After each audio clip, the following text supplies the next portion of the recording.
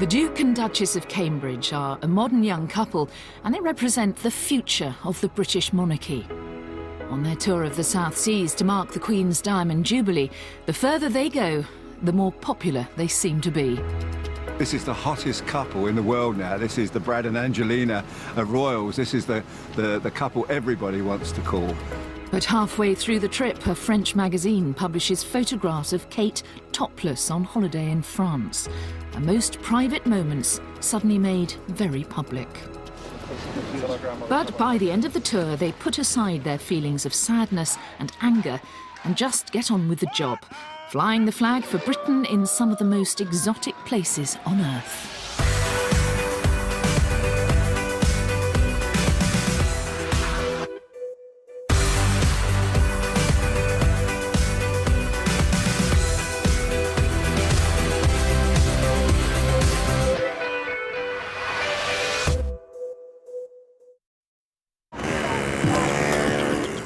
The first stop on William and Kate's South Seas tour will be Singapore. The former British colony has transformed itself into one of the Asian tigers, a bustling, thrusting super city. But Singapore is still a member of the Commonwealth, and the many colonial buildings reaffirm its links to the UK. But while many Singaporeans view this history as a shared heritage, what real connection is there between Singapore and Britain and the British monarchy?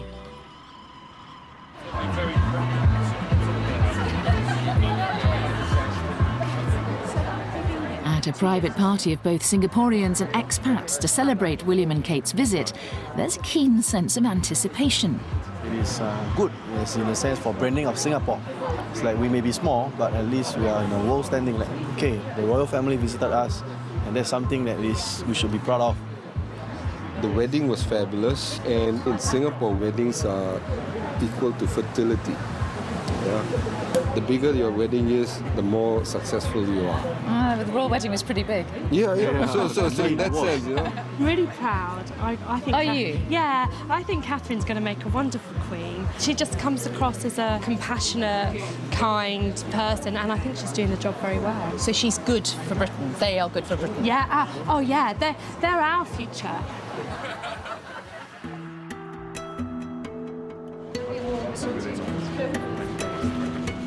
William and Kate arrive in Singapore to face a gruelling schedule. 4 countries spread over thousands of miles of ocean, all in 9 days. They are not only representing the Queen, but under constant scrutiny themselves. But the first event of the tour is a more poignant ceremony to see an orchid named after William's mother, Princess Diana, whose hounding by the press contributed to her shocking early death. William is not to know that the press intrusion that dogged his mother is about to start all over again for him and Kate. The media pack are all gathered here at the Botanic Gardens for the couple's first engagement. The royal couple are here for an orchid naming ceremony. The flower was originally named after Princess Diana, but she died 2 weeks before she was due in Singapore to be there at the ceremony.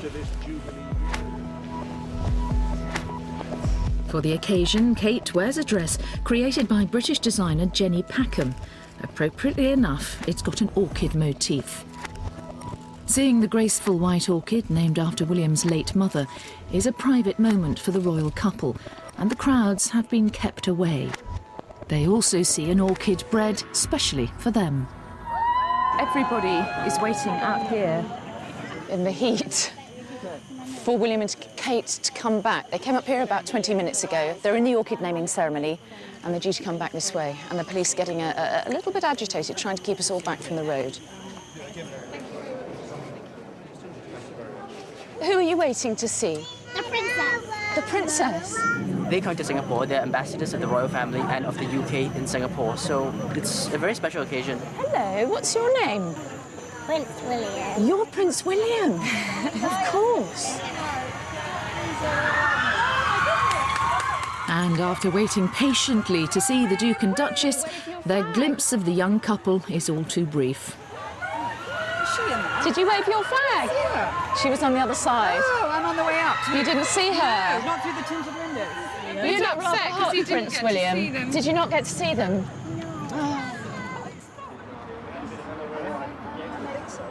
The Queen first came to Singapore in 1972, and although her tours were more formal then, she's always been keen to meet people wherever she goes.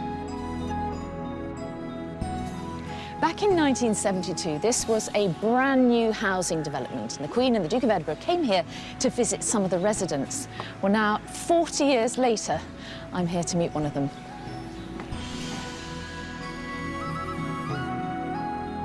Thomas Pung was chosen to meet the Queen during that 1972 tour. Hello. Jessica, Mr. Mary, I'm Thomas. You're welcome. I'm pleased to meet you. Thank you very much indeed. How nice to meet you. That's same. Thank you very much. Hello. This is my daughter, Genevieve. Hello, I'm Mary. This nice is to meet my you. wife, Mary. Oh, you're Mary as well. Yeah. Both Mary. So these are the photos of 1972. Correct. I see. This, There she is. they were on the balcony waving to the crowd, you see? Is this outside your flat? Correct. That's correct. Yeah. This is you? Yes, this is me. This is me.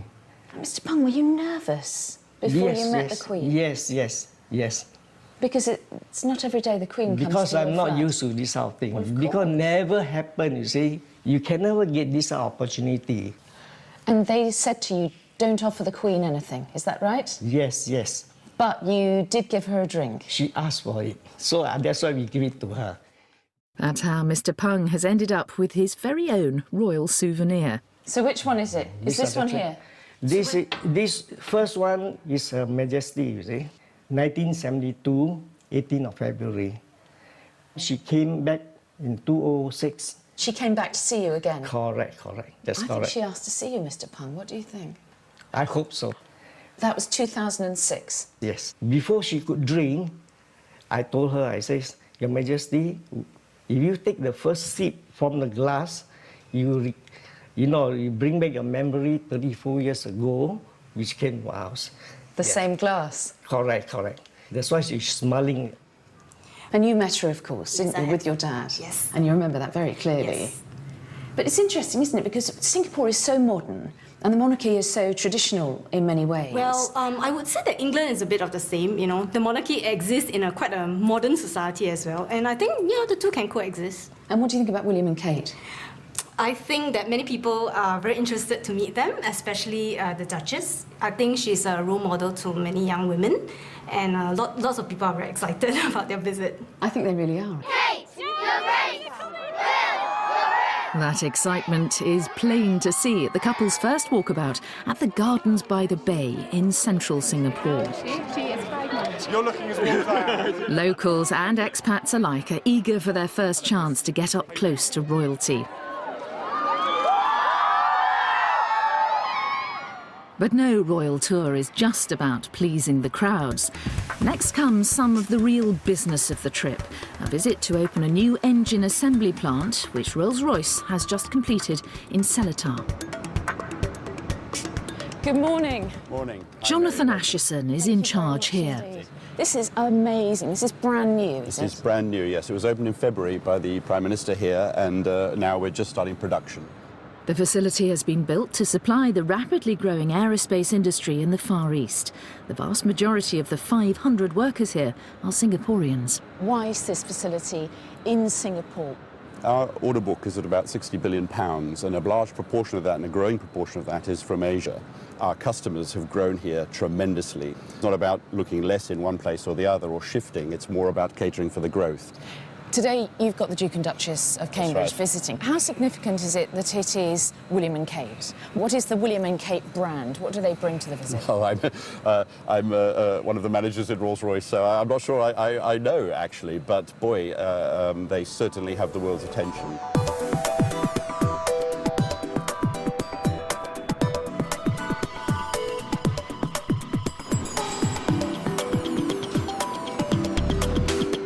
The guard of honour is in place, and there's a real air of expectancy. We hear they're in the building, and they're being briefed.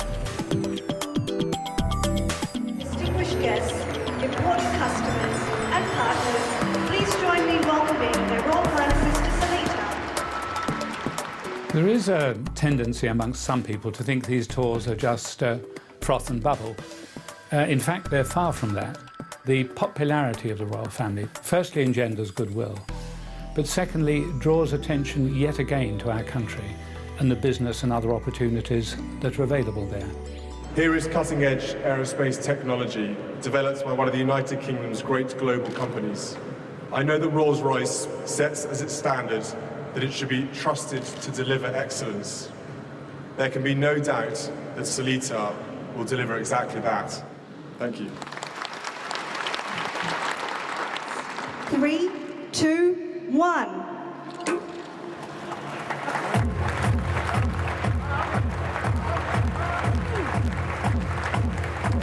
This is where the royal brand really works its magic, delivering the sort of publicity money just can't buy. The first Rolls-Royce aero engine assembled and tested in Singapore. The huge attention the royal couple are attracting in Singapore brings real benefits. But being such celebrities has its downside too. The publication in France of photos of a topless Kate on holiday, with echoes of the press treatment of Princess Diana, is soon to disturb the careful choreography of the tour. Stay there! Stay there!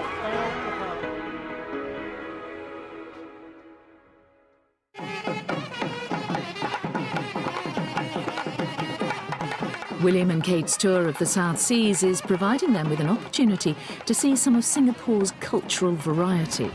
The majority of people here are of Chinese origin, but there are also substantial Malay and Tamil minorities. Right, so next on the royal schedule is a cultural event at a housing development. Now, this place is called Queenstown, and it was named after Queen Elizabeth in 1952. It is pretty much a Singaporean residential area, and I think it's quite a good indication of how interested they are in the royal couple, and the turnout is pretty good.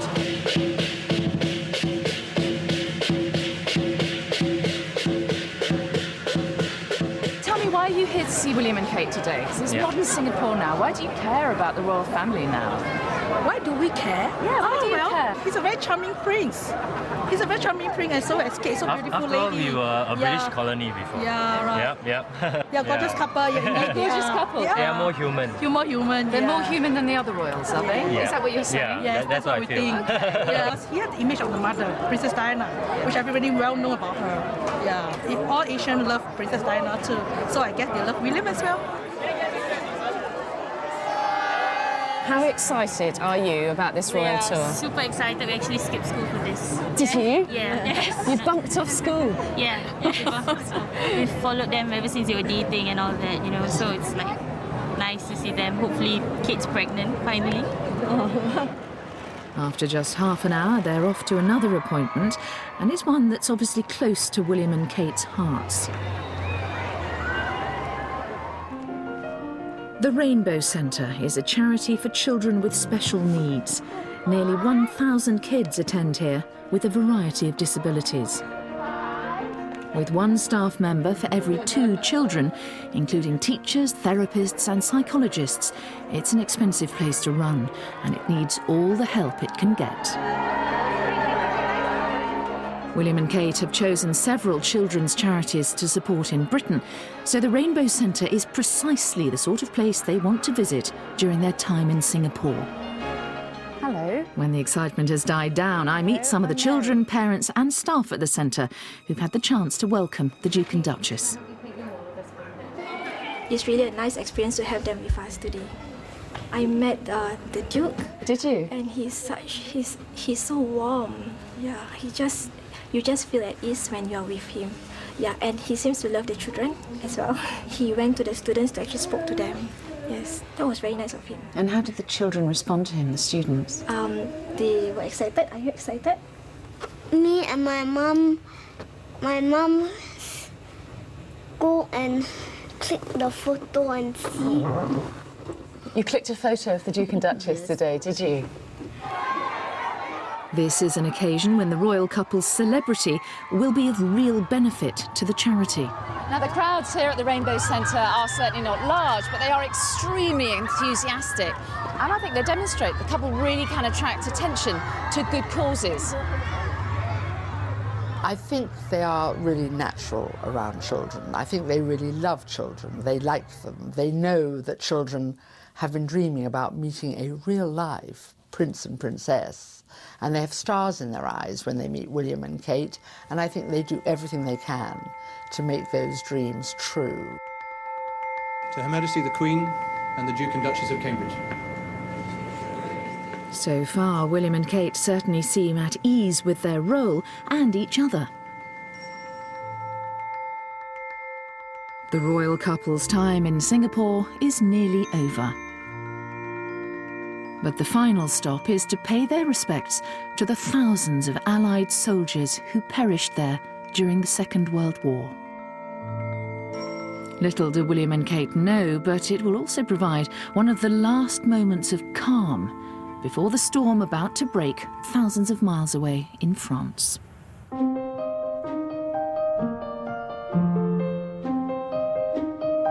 2 hours later, William and Kate land in Malaysia, and they're back in the spotlight.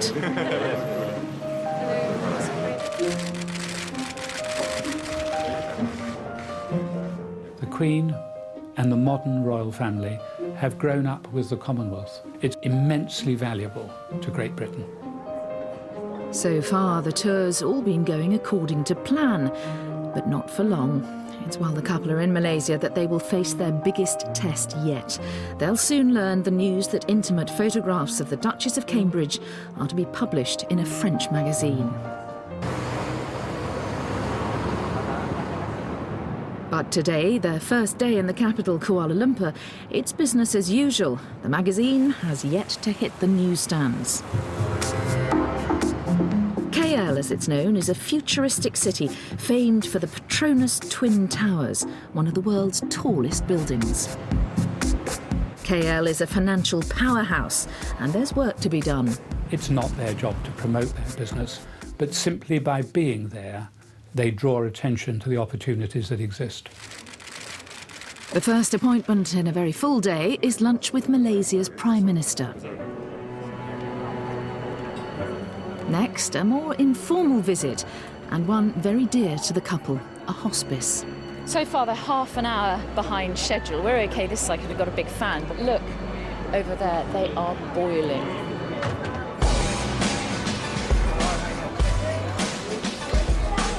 But for staff and patients at the hospice, it's all worth the wait. From its simple beginnings with one nurse and 2 volunteer doctors, the charity has grown to be the largest hospice in Malaysia, with 16,000 patient referrals last year. One of them is Mrs. Choi, who has lung cancer. When I was alone at home, I was thinking, oh, cancer. Then, no, you come to this center, you find out that there are people worse off than you. You're not the only one. There are people worse off than you. Look at that. This visit creates, hopefully, a huge amount of awareness. I hope that people will be asking, why are they doing a visit to hospice? What is it? I hope that conversations will start to take place. With their up-close and personal style, the couple are putting their stamp on this tour. Kate's tenderness is reminiscent of Princess Diana, and from the reaction, it's clear that she has connected with the patients and touched the hearts of those she's meeting. She was very kind to me. She was very beautiful. 15-year-old Zakwan Anur may have only a short time to live. He's postponed a blood transfusion just so he can meet the Duchess. I think that's one chance in a lifetime. She's very kind, and I see that she likes children. Zakwan turned 15 just 2 days ago. His mother says that meeting the Duchess has given him such a boost. It's as if his leukemia has gone. Kate signed his card. Remember, there was a time when royals didn't sign anything. And she said he was brave and he was handsome and his face lit up. Magical moment. High position people, they are very busy, but she spent time. I'm very, very, very, very happy. I can't believe I met her. Kate chooses which charities to support with great care. And back in the UK, one of those is a children's hospice. She specifically asked to visit Hospice Malaysia while she's in Kuala Lumpur. It's here that Kate gives only her second speech since becoming Duchess of Cambridge, and her first one abroad. This is a very special place, and so much is already being achieved. It has been wonderful meeting the patients, families, and all the staff here. You have given us the most wonderful welcome. If she's feeling nervous, Kate certainly doesn't show it. Thank you again for inviting us here, and all the very best to this exciting new initiative. Thank you. You know, she's good at her job. I would never criticise this girl. I mean, she's come into it as, you know, and it's a tough job being a member of the royal family, but, you know, the best part she's brilliant at, and that is with children and people who are not very well. She just seems to give her whole self to them. This girl is really falling into the job, but, you know, the attention she gets, you know, it's incredible. The couple are used to being in the media spotlight, and tonight, as guests of honour of the King of Malaysia, they don't disappoint. The royal family have had many, many, many years to get used to it. And here is Catherine, who, you know, 2 years ago was still, as it were, a commoner, one of us, handling it as if she'd been doing it all her life. Tonight, it's Kate in her Alexander McQueen dress embroidered with Malaysia's national flower, the hibiscus, that makes the front pages. Tomorrow, it's what she's not wearing that will grab the headlines.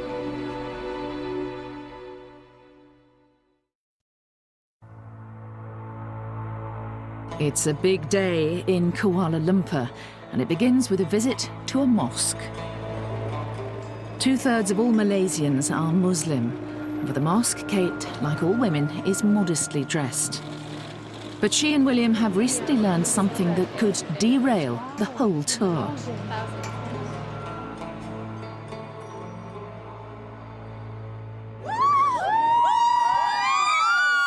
Unknown to the thousands at the Royal Walkabout in Central Park, back home news is breaking that a French magazine is about to publish photos of Kate topless on holiday in France.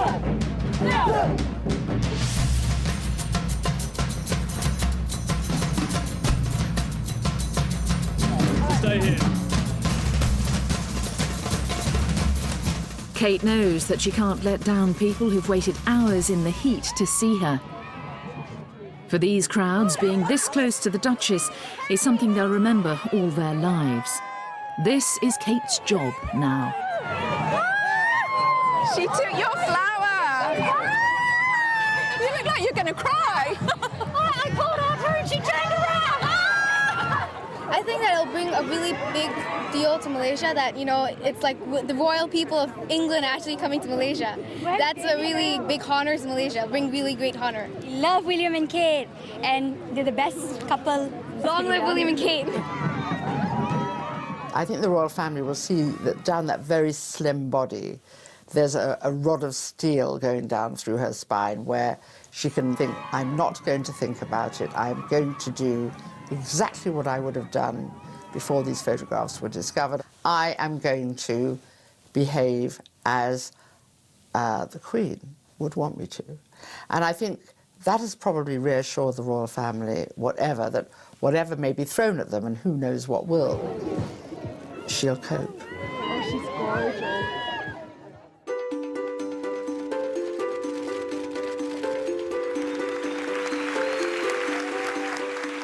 For William, selling Britain abroad is what he is here to do.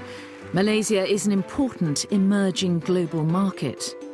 My grandmother told me that Malaysia would provide us with some wonderful experiences and unforgettable memories. And so indeed it has proved. The Star is Malaysia's largest circulation tabloid. At today's editorial meeting, there's plenty to discuss. Look at the expression, the face. But here, it's the tour itself that makes the front page. There is a lot of interest in the royal, especially the British royal family in this country. Some aspects, yes, but because it's such an important visit by such popular royals, that's why we put it on the front page. Today we've got emerging the story about the topless photos. What would be your attitude as a media outlet to those, do you think? We will run the topless stories because it is news, but we'll focus on what they've done here. We are very protective of our own royalty here, and there's some cultural, even religious sensitivity. In newsrooms back in London, things couldn't be more different. And for the royal family, the parallels with what happened to Diana are all too clear. There is fury at the palace, statements saying they are genuinely angry at the invasion of privacy, but throughout it all, the Duchess has to remain at all times composed. A Jubilee tea party for local celebrities is a welcome distraction, and the only photographers here are here by invitation. She was telling me that this is her first trip so far in the East. I think she hasn't been in this part of the world before. They are such a lovely couple. You set a great example. But, you know, I'm always against anyone that invades privacy. And why do you want to embarrass anyone? It's private. Until the publication of the photographs, the Duke and Duchess have been spared the excesses of the paparazzi. The fear is that this will encourage more invasions of their privacy. William and Kate can only hope that they can put the incident behind them. They're heading for Sabah in Malaysian Borneo. After the hustle and bustle of two modern cities, and above all the storm over the photographs, the peace and tranquility of the Borneo rainforest must come as a welcome relief. Economies may be thriving in the Far East, but at a cost. Rainforests in Malaysia's Sabah district are being cut down, threatening an entire ecosystem.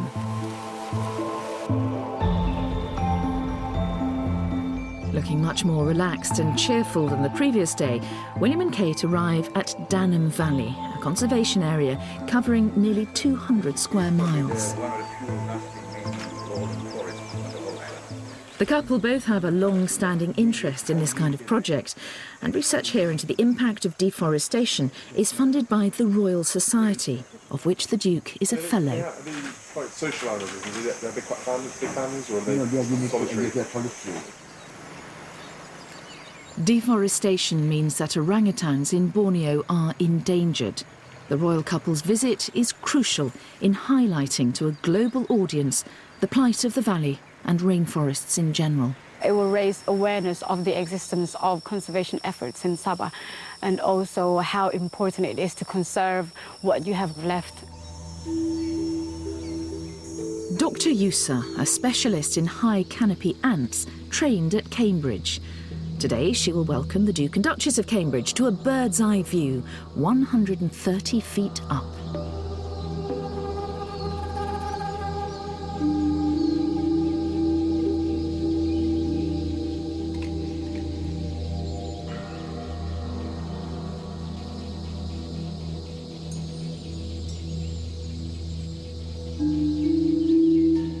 Both William's father and grandfather are vocal advocates of conservation. William and Kate are keen to carry on this very royal tradition. They savour their time here, because soon this period of quiet contemplation will be over.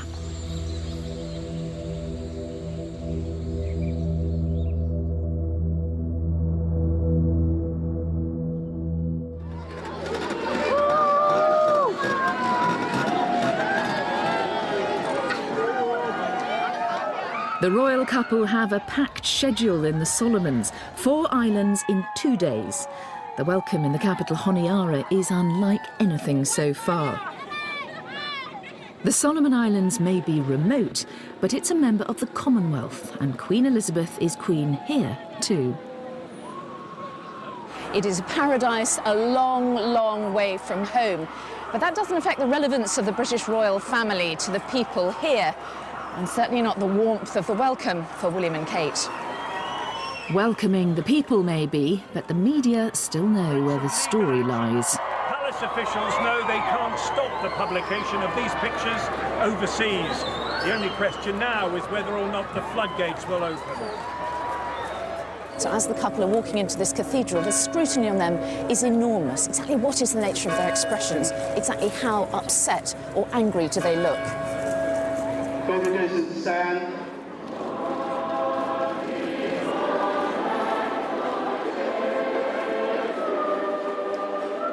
I think what is really, really sad about this is the timing of it in a really great Jubilee year. The Queen was so pleased with the younger generation of royals, so happy that they were picking up the mantle. You know, William and Kate are the future, and this has really, really soured that, I think. And whatever the rights and wrongs of it, anything that dents the dignity of the royal family in the end is bad for it as an institution.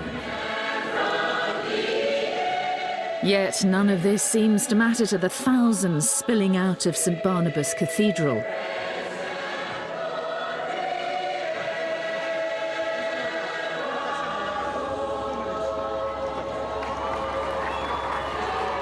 The islands are overwhelmingly Christian, and William and Kate are a personal link to the Queen, the supreme governor of the Church of England, a role that one day will be William's.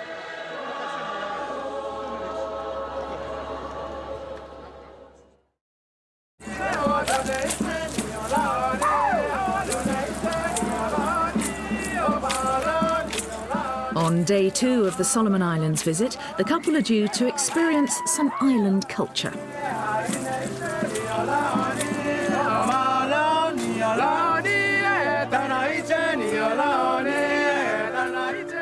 When Queen Elizabeth came here in 1974, the Solomon Islands had still not gained independence.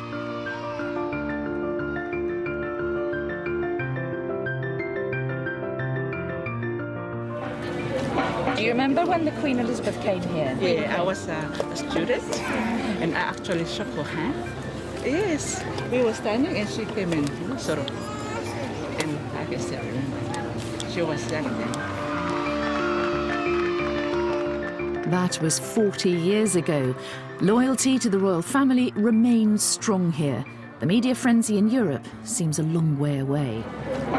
What do you think? I think it's unfair. They should just leave them alone and, you know, let them do and enjoy what they want to do. It's not nice at all. They're also ordinary people. They have to have privacy, and it's a shame that, you know, those magazines were, you know, showing those photos. That's just unbelievable. I hope they'll be happy here, though, you know, and I think they're enjoying it at the moment.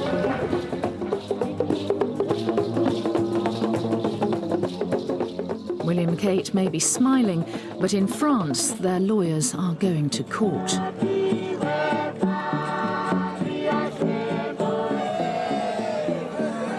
One enduring link between the islands and the UK was forged by William's grandfather.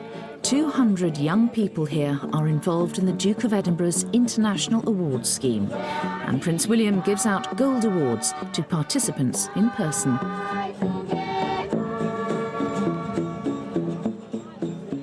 The visit of not only a prince, but the president of the Football Association is roundly applauded. Okay, squeeze round, face that way. Oh, face this way. And here's one photograph he doesn't mind being taken. I see myself. Okay, yeah. Really weird. Okay. The Duchess has been meeting a group of Solomon Island women. They present her with an exact replica of the cake given to the Queen in 1974.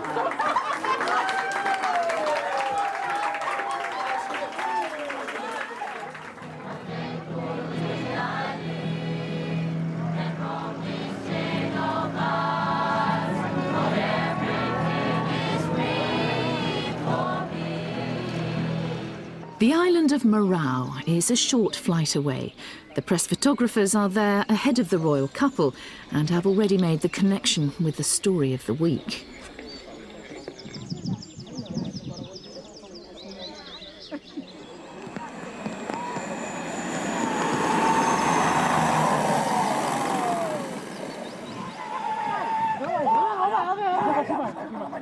The body language of the reception party is harder to read, but it's not as hostile as it seems. It's just the traditional welcome for newcomers.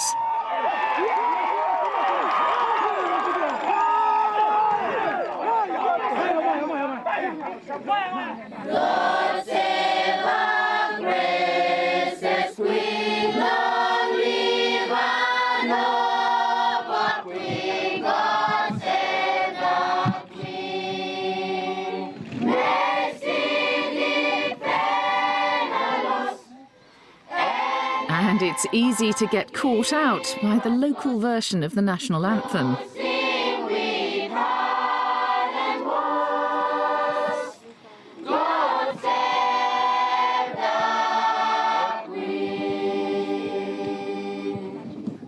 Given the rolling story of the last few days, the irony of this presentation cannot have been lost on the young couple.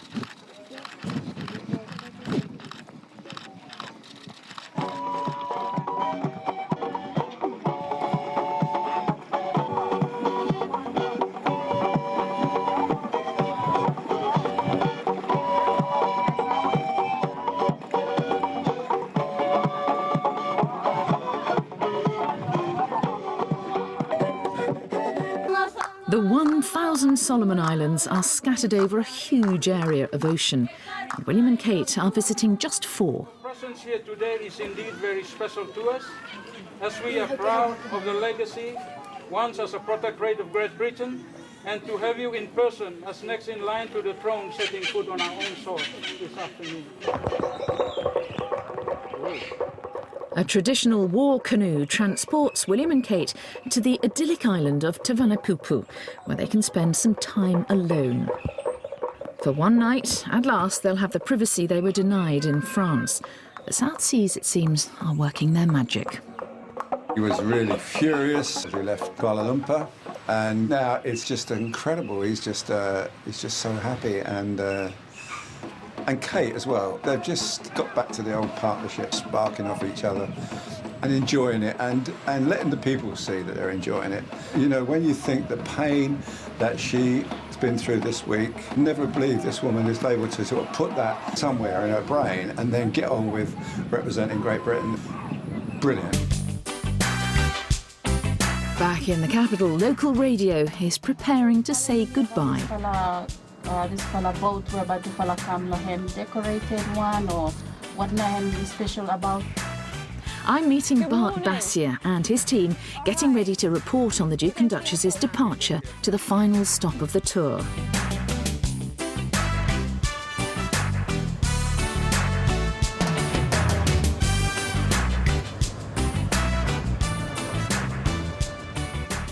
think we're up against it time-wise. Have we missed them, Bart? No. No? There's no television station on the island, so it's down to the national radio broadcaster to report this big story on their mobile phones. So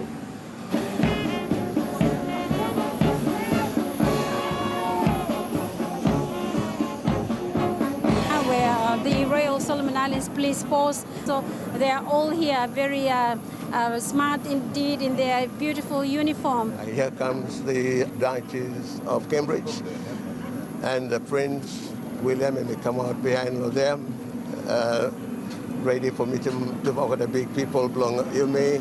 So Bart and his colleague Noddy are now broadcasting live to the Solomon Islands. Just pause for the national anthem.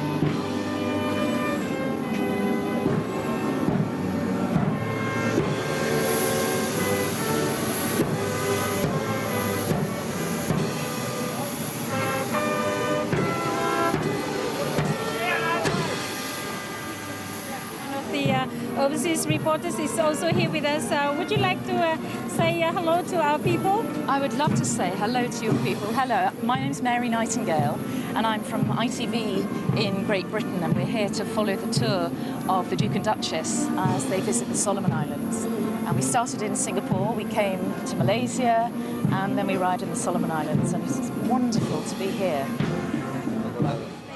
At this point in time, and before they go upload plane, two fellas just stand up and pose for some pictures.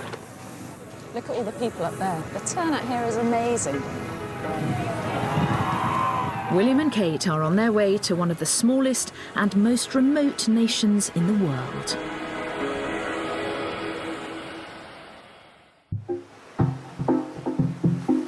"15,000 miles from the UK, Tuvalu is the most distant of the Queen's realms. Even a sudden tropical downpour can't delay the enthusiastic preparations for the most important visit of the century. Today is the day the people of this tiny Pacific island have been looking forward to for months.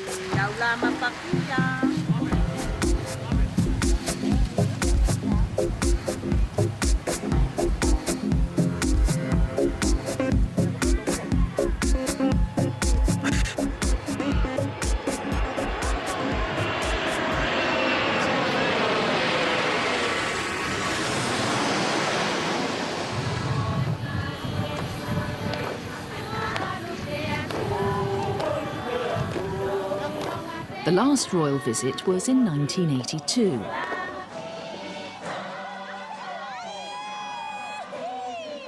We were like young girls when she came in 82.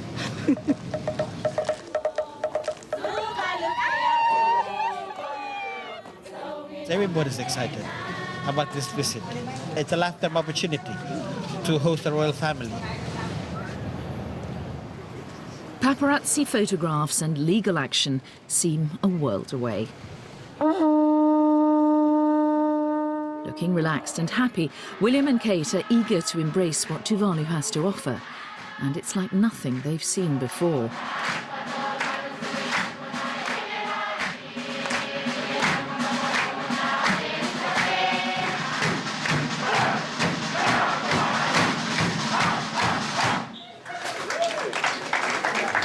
We show a sign of respect to the royal family. They only have a short time on this tiny island. There's a lot to cram in to give them a taste of local life.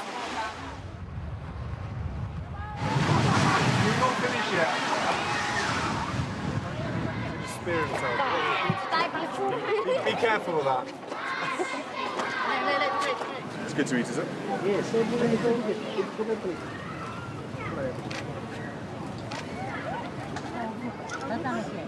A royal visit is a massive boost for a country like Tuvalu, helping to raise its profile across the world. The importance of the visits is strengthening our ties, historical ties that we already enjoyed over the past years. It brings our people together. However remote these islands are, they're not immune from global environmental threats. Rising sea levels pose a real danger to their survival. Experts warn they could simply disappear beneath the waves. A lot of Tuvaluans are scared, and some of them have moved on, and knowing that there is no future for their children or their grandchildren here. Iafata Pianiu is a captain in the Tuvalu Navy. He's known the sea all his life. We can see a lot of changes in the weather. Normally we don't have strong wind. We are experiencing that now. Preserving the islands for the next generation is a priority. But today, all that next generation wants is to meet a real-life prince and princess.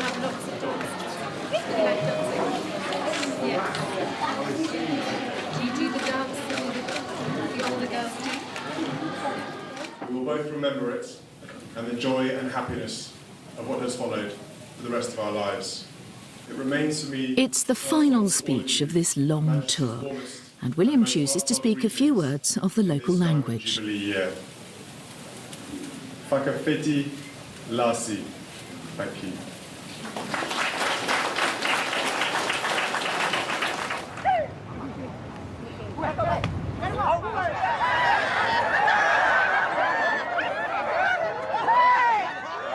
There's time for a quick game of volleyball. But if you're going to do things the Tuvaluan way, it can only mean one thing.